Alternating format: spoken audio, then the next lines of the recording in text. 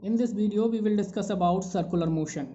If a particle moves in such a way that always keeps a constant distance from another distance, then its motion called circular motion.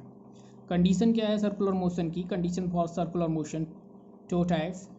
The particle must possesses initial velocity and a force must act at perpendicular direction to initial velocity.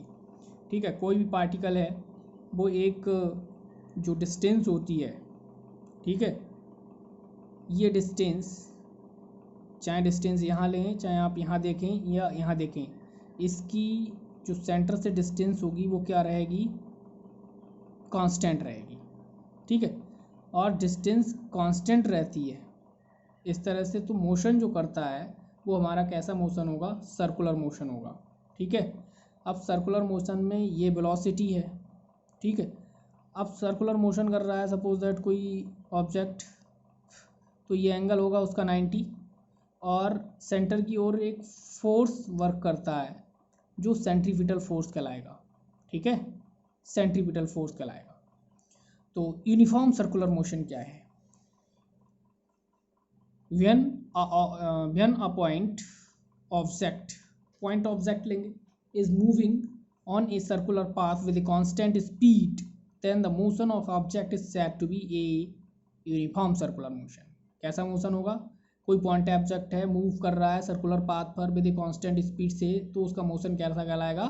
Uniform circular motion होगा। जैसे हम watch ले लें, watch motion कर रहा है, कैसा motion कर रहा है? सर्कुलर मोशन करता है, जो घड़ी होती है।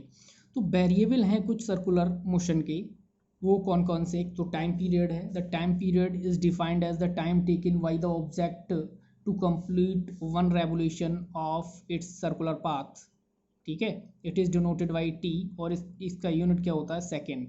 जैसे कोई पार्टिकल है इस तरह से मोशन कर रहा है, ठीक है, सर्कुलर मोशन, तो एक साइकिल को कंप्लीट करने में या वन रेवोल्यूशन को कंप्लीट करने में जो टाइम टेकन है वो क्या कहलाएगा? उसका टाइम पीरियड।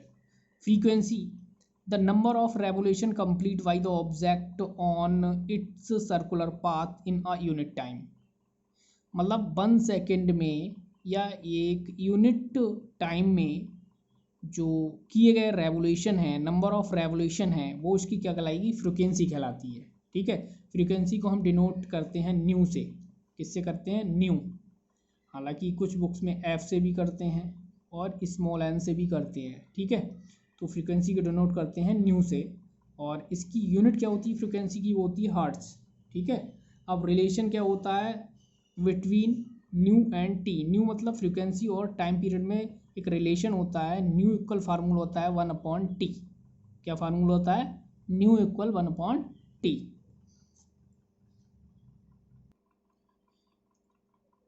एंगुलर डिस्प्लेसमेंट, हालांकि एंगुलर डिस्प्लेसमेंट को हम चैप्टर नंबर 7 में डिटेल से पढ़ेंगे।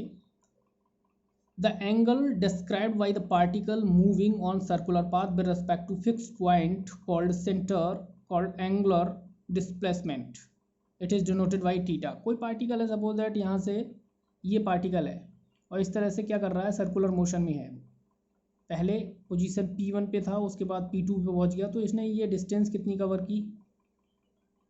सपोज करें S स्मॉल डिस्टेंस, तो डेल्टा S कह देंगे। Theta small angle, delta theta. ठीक है, ये डिस्टेंस कितनी? R है, तो ये डिस्टेंस भी R हो जाएगी, ये सेंटर O है, तो डेल्टा थीटा होगा क्या? डेल्टा थीटा को ही हम एंगुलर डिस्प्लेसमेंट कहते हैं। तो एंगल का एक फार्मूला होता है, आपने चैप्टर नंबर 2 में पढ़ा होगा, यूनिट एंड डायमेंशन में angle equal arc upon radius. Arc upon radius, angle एक कैसी है? डायमेंशन लेंस क्वांटिटी है। Delta theta equal delta S upon R. R क्या है यहाँ? डेल्टा एस, और रेडियस है R. Delta theta equal delta S upon R, ये फार्मूला हो गया।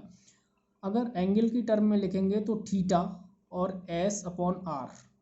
स्मॉल एंगल है तो डेल्टा थीटा लगाएंगे, स्मॉल डिस्टेंस कवर की है उसने तो डेल्टा एस लगाएंगे। एंगल कोई डायमेंशन नहीं रखता है, एंगल हैज़ नो डायमेंशन, ये डायमेंशन लेस क्वांटिटी है। इसका वट यूनिट होता है, यूनिट क्या होगा? रेडियन। MKS में रेडियन SI यूनिट है इसका, वैसे CGS में डिग्री भी होता है। 1 रेवोल्यूशन को हम 2 पाई भी लिख सकते हैं और 360 भी लिख सकते हैं।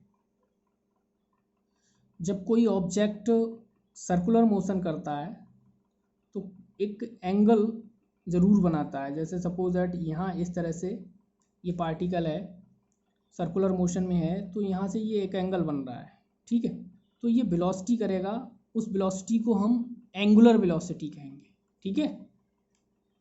तो एंगुलर वेलोसिटी होती क्या है? The rate of change of angular displacement with respect to time, it is denoted by omega. Omega equal, तो एंगुलर वेलोसिटी को हम किससे डिनोट करेंगे बेटा? ओमेगा से। तो ओमेगा होता है एंगुलर डिस्प्लेसमेंट अपॉन टाइम, ठीक है। Omega equal theta upon T, ठीक है। एवरेज वेलोसिटी ओमेगा पे बार लगा देंगे, ये डेल्टा थीटा अपॉन टी।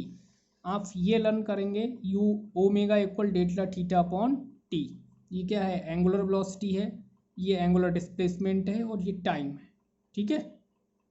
और ये इसका यूनिट है, यूनिट क्या होगा? डेल्टा थीटा का यूनिट अभी हमने देखा था रेडियन पर सेकेंड। रेडियन पर सेकेंड किसका यूनिट है? एंगुलर वेलोसिटी का, ठीक है। डायमेंशन हो जाएगी इसकी टी इनवर्स, और ये कैसी क्वांटिटी है? वेक्टर क्वांटिटी है। ओमेगा का फार्मूला याद कर लें आप, omega equal 2 pi upon T.